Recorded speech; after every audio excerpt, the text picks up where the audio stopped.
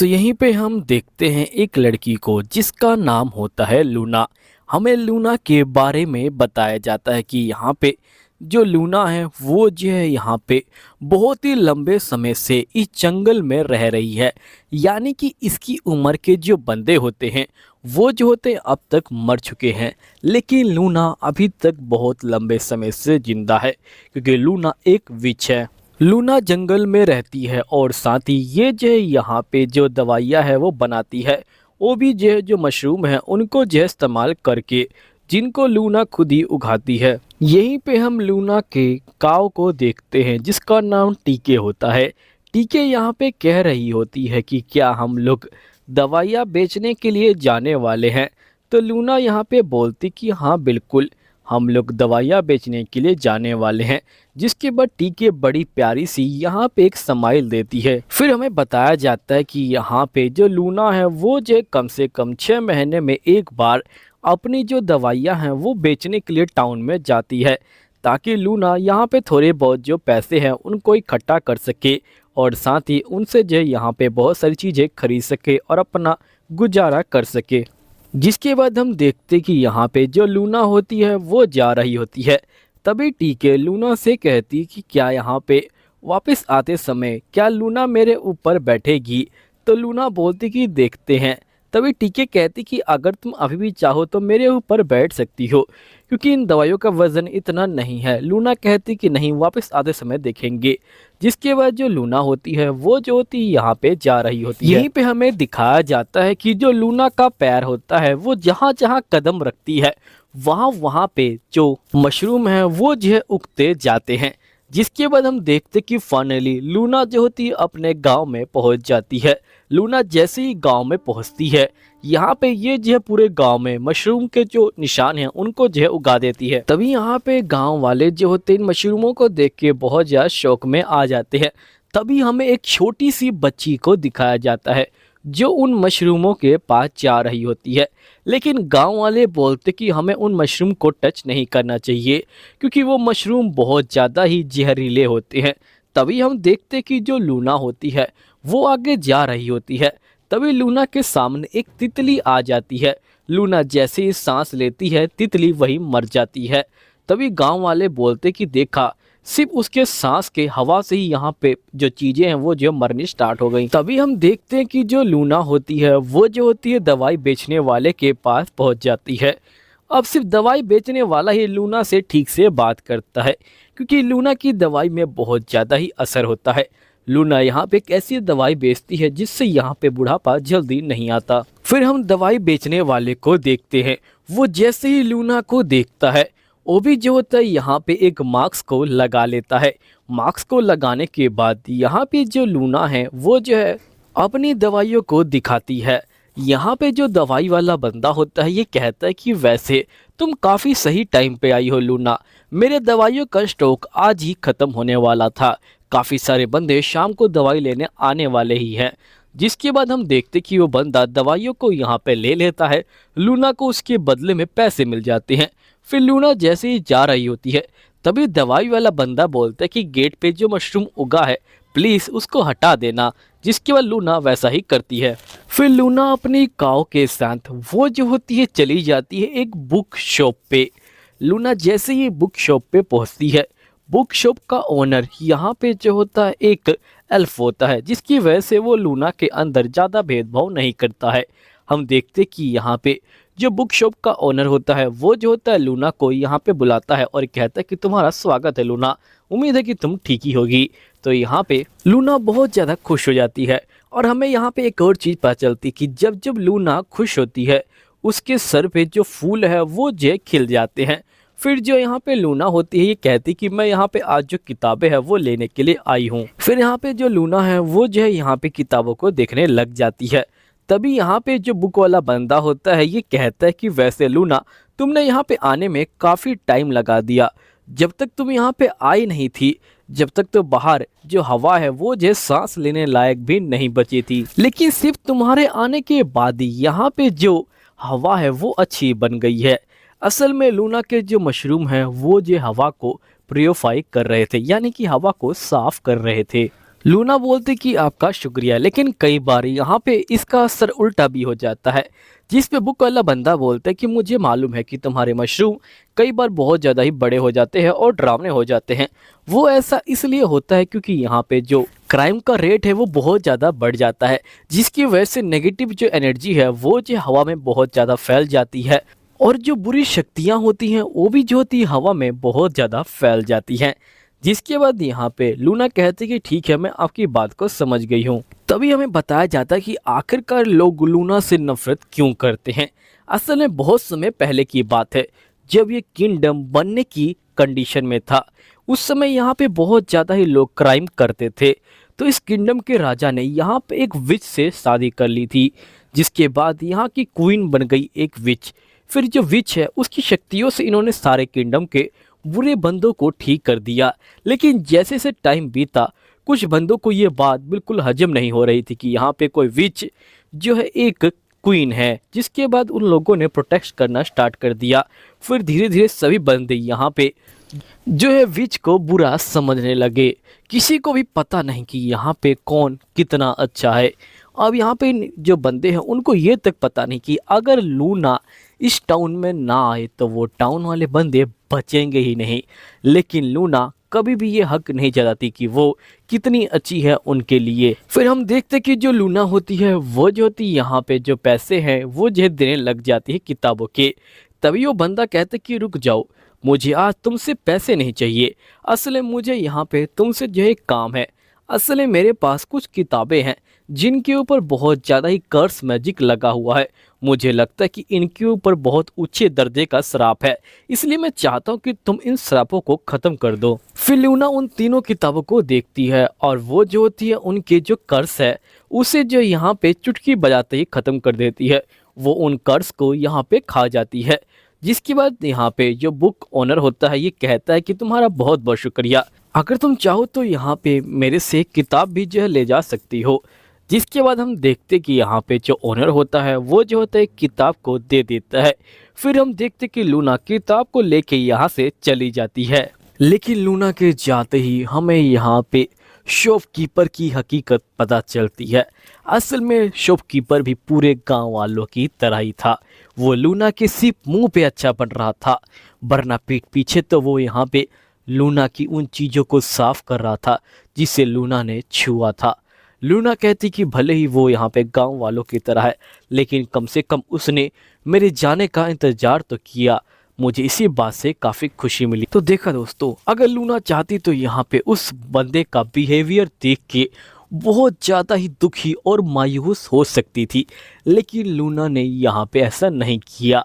उसने उस बंदे की अंदर एक पॉजिटिव चीज़ ढूंढी और यहाँ पे खुश हो गई। इसलिए दोस्तों कहता हूँ मैं हमेशा कि लाइफ में प्रॉब्लम हमेशा ही होती है, बहुत ज़्यादा होती है, किसी के पास बहुत कम होती है, लेकिन तुम्हें उन प्रॉब्लम के अंदर भी पॉजिटिव चीज़ें ढूंढ लेनी चाहिए। हो सकता है कि कुछ अच्छा छुपा हो। मुझे मालूम है कि ये बातें सुनने में जितनी अच्छी लगती हैं करने में उतनी ही बेकार लगती हैं, क्योंकि जिस पे बीती होती है सिर्फ वही जानता है। और बीच बीच में मैं ये बातें इसलिए कहता हूँ कि दोस्तों, क्योंकि प्रॉब्लम बहुत ज़्यादा होती है लाइफ में। मुझे भी पता है और तुम्हें भी पता होगा, काफ़ी बंदे इस प्रॉब्लम को लेकर डिप्रेशन में चले जाते हैं, और मैं नहीं चाहता कि मेरा कोई भी दोस्त डिप्रेशन में जाए। इसलिए मैं तुम्हें हमेशा मोटिवेट भी करता रहता हूँ बीच बीच में। और एनीमे सिर्फ देखने के लिए नहीं है, ये मोटिवेट होने के लिए भी है। जिसके बाद हम देखते कि लूना गांव में आती है और वो अपनी दवाइयों को बिकता हुआ देखती है। लूना को इस बात की दुख नहीं होता कि ये गांव वाले ही मुझे यहाँ पे चिढ़ाते हैं और मुझसे डरते हैं, जबकि लूना को इस बात की बहुत खुशी होती है कि यहाँ पे कोई तो बंदा है जो उसके काम को सराहता है। वैसे तो मुझे भी काफ़ी खुशी मिलती है जब तुम लोग कमेंट करते हो। जिस तरह लूना की खुशी चेहरे पे दिखाई देती है, वैसे ही मेरे चेहरे पे भी खुशी आती है जब कोई नया बंदा जुड़ता है या फिर कोई नया कमेंट आता है।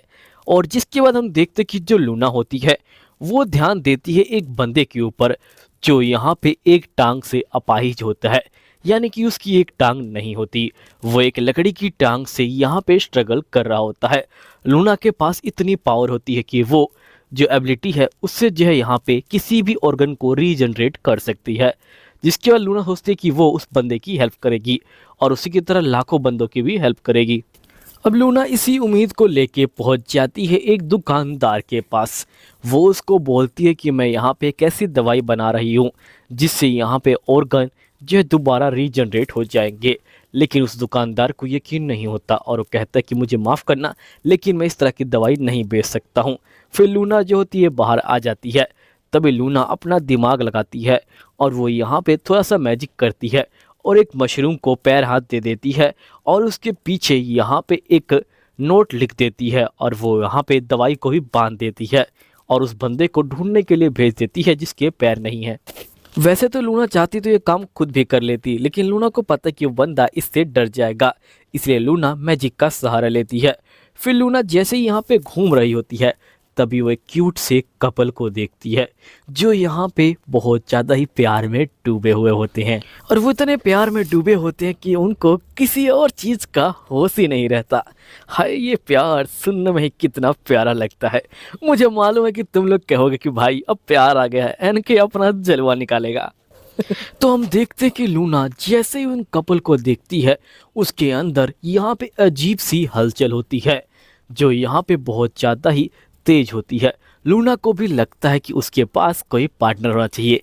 वैसे तो ये सबको ही लगता है, मुझे मालूम है। तभी हम देखते कि यहाँ पे जो लूना है वो जो याद करती कि गलती से एक बंदे ने यहाँ पे इसे सिर्फ छू लिया था, वो भी जो है गुस्से में। तो यहाँ पे उस बंदे का हाथ जल गया था। लीना समझ जाती कि अगर मुझे किसी इंसान ने छुआ तो यहाँ पे वो जो है ख़त्म हो सकता है।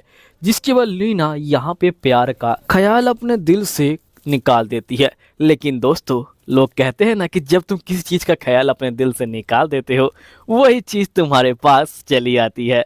जिसके बाद हम देखते कि लूना यहाँ पे प्यार को लेके बहुत ज़्यादा ही सेंसिटिव हो जाती है, जिसकी वजह से लूना चली जाती है फिर से बुक ओनर के पास और बुक ओनर से यहाँ पे एक किताब लेती है जिसमें एक लड़का हो और एक लड़की हो। जिसके बाद बुक ओनर समझ जाता है कि यहाँ पे ये कौन सी किताब मांग रही है, लेकिन लूना खुद नहीं बोल पाती क्योंकि यार प्यार का मामला है, लड़कियाँ थोड़ी बहुत तो शर्मीली होनी ही चाहिए यार।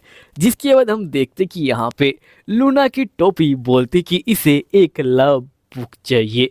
जिसके बाद ओनर कहता है कि ठीक है, मैं तुम्हें एक लव स्टोरी वाली किताब दे देता हूँ। वैसे इस सीन पे बोलने के लिए मेरे पास बहुत कुछ है, लेकिन नहीं बोलूँगा मैं। तुम लोग यार कई बंदे बुरा मान जाते हो, चलो ठीक है। जिसके बाद हम देखते कि जो लूना होती है वो जो होती है यहाँ पे चली आती है। तभी हम देखते कि यहाँ पे लूना जो होती है अपने घर पे आ जाती है। लूना का इंतजार सभी बंदे यहाँ पे बड़े बेसब्री से कर रहे होते हैं और लूना तो यहाँ पे किताब को देख के ही पागल हो रही होती है। क्योंकि दोस्तों, जब प्यार में डूबे होता है ना बंदा तो अलग ही फीलिंग अलग ही आती है यार। पूरी दुनिया एकदम रंगीन लगती है।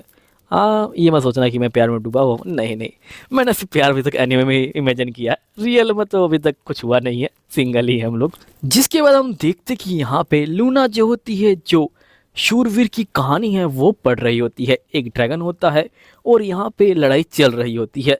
हम देखते कि जो लूना है वो जो होती है यहाँ पे इसे मैजिक से पढ़ रही होती है, मतलब मान लो कि टीवी की तरह शो चल रहा होता है। तभी हम देखते कि एक यहाँ पे जो भेड़ होती है वो कहती कि लूना, ये किताब काफ़ी अच्छी लग रही है, क्यों नहीं इसे पढ़ा जाए। लूना जो होती है उस किताब को जानती है और तुम भी जानते हो, वो किताब होती है रोमांस की।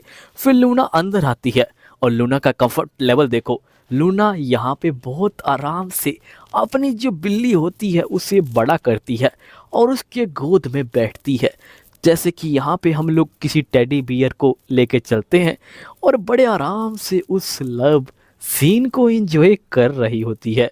देख रहे हो दोस्तों, सही में अगर लव एनिमे देख रहे हो तो रिलैक्स हो के देखो, टेंशन में देखोगे तो कोई मतलब ही नहीं बनता। और मैं बताऊं, वैसे एनिमे ख़त्म हो गई है, अब मैं अपनी बकवास शुरू करने वाला हूँ, तो अगर तुमको नहीं सुने जा सकते हो, पर सुन लेना यार वो तो, क्योंकि मेरे अंदर भावनाएं कूट कूट की बाहर आना चाहती हैं। और मैंने बीच में ज़्यादा नहीं बोला क्योंकि यार कुछ बंदों को बहुत ज़्यादा बेकार लग जाता है, इसलिए हम उनकी भावनाओं की भी कदर करते हैं, लेकिन थोड़ी बहुत मेरी भावनाओं की भी कदर कर लो तुम लोग।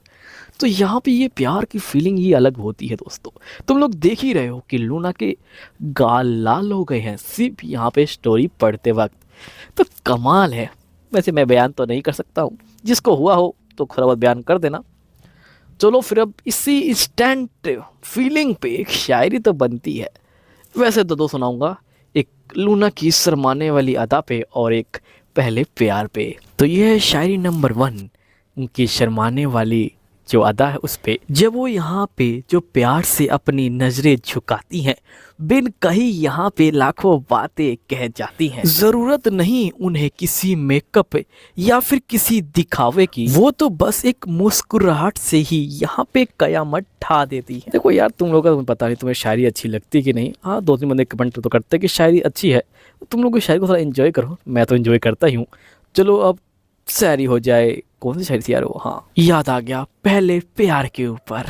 मुझे मालूम है कि तुम में से 99% सब्सक्राइबर को एक बार तो हुआ ही है, भले वो क्रश क्यों ना हो। वो पहली मोहब्बत का जो एहसास था, वो भी जो कितना सुकून था। ना पाने की कोई जिद थी, ना खोने का कोई डर था, बस उन्हें एक नजर देख लेने की तमन्ना रहती थी। वही मेरा सुकून और वही मेरा पूरा जहां था।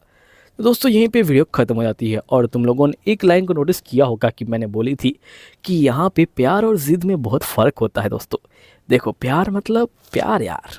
अगर तुमने किसी को प्रपोज किया, उसने कहा कि नहीं मैं नहीं कर सकती, तो तुम लोग ज़िद मत करो, जाने दो, दूसरा कोई देखो यार। और ये बात बोलनी बहुत ज़रूरी थी, क्योंकि आजकल हमारे दोस्त जो हमारे भाई बंधु हैं, वो जो इन सब चीज़ों में बहुत ज़्यादा पड़ जाते हैं।